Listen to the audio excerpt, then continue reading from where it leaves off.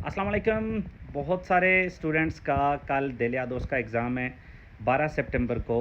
तो उससे पहले मैं कुछ टिप्स कह लें, कुछ मशवरे कह लें, वो आपके साथ शेयर करना चाहता हूँ ताकि आपकी जो तैयारी है उसमें थोड़ा सा और ऐड कर दिया जाए। सबसे पहले तो आपको पता होगा सारी जगहों पे स्पेन के किसी भी शहर में अगर आप ये एग्ज़ाम दे रहे हैं तो एग्ज़ाम स्टार्ट होता है 9 बजे। तो आपको 8:30 बजे वहाँ मौजूद होना चाहिए। 8:30 बजे आप वहाँ मौजूद होंगे। आराम से वो आपको जब बुलाएंगे कमरे में जाएंगे तो एग्ज़ाम स्टार्ट कर लेंगे बिना नर्वस हुए। लेकिन अगर आप टाइम पे नहीं पहुँचते, 8:45 बजे वहाँ पे पहुँचते हैं या थोड़ा बेशक एग्ज़ाम से पहले लेकिन लेट पहुँचते हैं तो आप भी नर्वस होंगे, सांस आपकी फूली हुई होगी और आपको सब कुछ भूल गया होगा। तो इस वजह से टाइम से पहले पहुंचना है, नंबर 1। नंबर 2, ये अपने साथ याद रखें, पासपोर्ट और यानी ये अपना लाजमी लेके जाना है। रिश्वत प्रिंट करके लेके जाएं, बेहतर है। अगर नहीं तो कम से कम आपके मोबाइल में वो लाजमी होनी चाहिए ताकि आप वहाँ दिखा सकें। मोबाइल में रिकमेंड मैं इसलिए नहीं करता, मोबाइल आपका बंद हो सकता है, कोई भी मसला हो सकता है, तो वहाँ पे कोई इशू ना बने। प्रिंट बेहतर है, लेकिन अगर नहीं तो मोबाइल में लाजमी। उसके बाद आ जाते हैं एग्ज़ाम की तरफ। एग्ज़ाम का आपको पता है 4 हिस्से हैं। सबसे पहले आपकी स्टार्ट होगा लेक्चरा वाला, रीडिंग वाला। वो जब ख़त्म होगा 10 से 15 मिनट बाद उसी जगह से हिले बिना आपका लिसनिंग वाला ऑडिटिव होगा। उसके बाद थोड़ी सी आपको रेस्ट दी जाएगी 40 मिनट्स की तकरीबन, और वापस आपने उसी जगह पे जाना है। फिर वहाँ पे आपका होगा राइटिंग वाला। और एंड पे ओरल टेस्ट जिन लोगों का नहीं हुआ, क्योंकि कुछ लोगों का पहले ही हो चुका है, कुछ लोगों का बाद में है और कुछ लोगों का कल ही होगा। तो जिन लोगों का कल ही है तो वो एंड पे 1 बजे, मतलब 12:30 बजे तकरीबन आपका ख़त्म हो जाएगा राइटिंग वाला, और उसके बाद आपका ओरल का आपको लिस्ट वहाँ पे बता देंगे कब आपकी बारी है। तो कुछ टिप्स लेक्चरा वाले की ये हैं कि मैं हमेशा अपने स्टूडेंट्स को रिकमेंड करता हूँ कि आप स्टार्ट करें तारिया नंबर 2 से, क्योंकि उसकी जो टेक्स्ट हैं वो छोटी होती हैं, ठीक करने के चांसेस ज़्यादा होते हैं। और हमें स्टार्ट उस चीज़ से करना चाहिए जो हमें पॉइंट देगी, जो हमें नंबर देगी।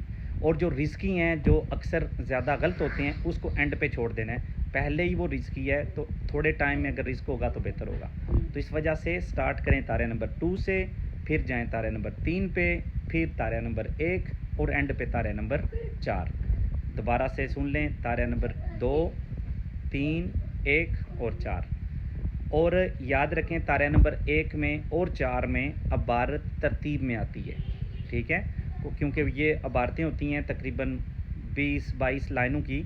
तो पहला क्वेश्चन पहले पैराग्राफ में, दूसरा उससे नीचे, तीसरा उससे नीचे। ये हमें टाइम सेव करने में मदद देगा। ये ना हो कि हम सारी टेक्स्टों में जवाब ढूंढते फिरें। उसके बाद चलते हैं जो टेस्ट होगा लिसनिंग वाला, ऑडिटिवा। उसमें सिर्फ एक चीज़ का ध्यान रखना है। वैसे तो टाइम का मसला नहीं होता वहाँ पे, क्योंकि ऑडियो सुननी है तो जवाब लगाना है। अक्सर स्टूडेंट्स गलती ये करते हैं, रफ़ पे जवाब लिखने शुरू कर देते हैं, बाद में मैं देखूँगा कौन सा जवाब मैं वहाँ पे लगाऊँ। तो इस वजह से जब टेस्ट ख़त्म होता है तो आपको 2 से 2.5 मिनट दिए जाते हैं ताकि आप आंसर शीट पे जवाब लगा लें, क्योंकि ये सिर्फ टिक मार्क नहीं होता, बाकायदा तौर पे आपने उसको फिल करना होता है, तो उस पर काफ़ी टाइम लग जाता है। तो जल्दी में करते हुए अगर एक भी ऊपर नीचे हो जाए तो आपके सारे गलत हो जाते हैं। तो इस वजह से कोशिश करें साथ साथ, क्योंकि कौन सा तारा नंबर 1 में भी जो जवाब है वो तो आपको पता है जवाब है, थोड़ी देर बाद तो आपको ऑडियो भी भूल जानी है। तो जैसे जैसे आपको पता चलता जाए तारा नंबर 1 का, 2 का, 3 का, तो आप जवाब आंसर शीट पे लगाते जाएं ताकि बाद में आपका टाइम ज़ाया ना हो।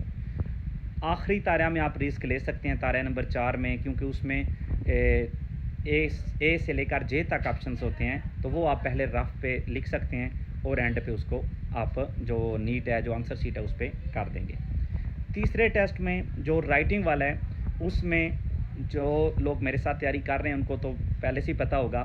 मैं हमेशा रिकमेंड करता हूँ कि तारा नंबर 2 में आप ऑप्शन नंबर 1 करें, ठीक है। जो लिखने वाले में, जिस तरह पहले भी मैंने बताया, हमने 2 अबारतें लिखनी होती हैं। टाइम होता है हमारे पास 45 मिनट्स। तो 2 बातें लिखनी है, एक में 60 से 70 अल्फाज और दूसरी में 70 से 80 अल्फाज। तो जो 60 से 70 वाली है वो तो सब ने करनी होती, कोई उसमें ऑप्शन नहीं होता।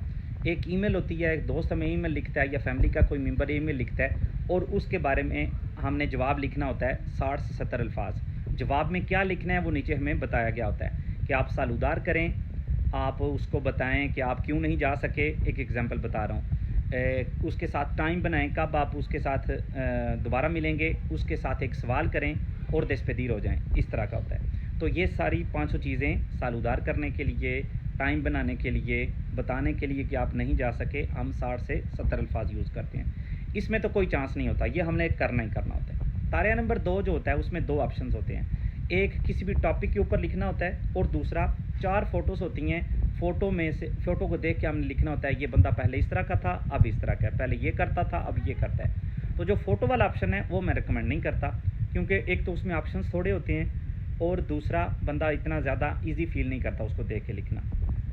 जो टॉपिक के ऊपर लिखना होता है उसमें 4 से 5 ऑप्शंस होते हैं, पहले ये लिखो, फिर ये लिखो, फिर ये लिखो, फिर ये और फिर ये।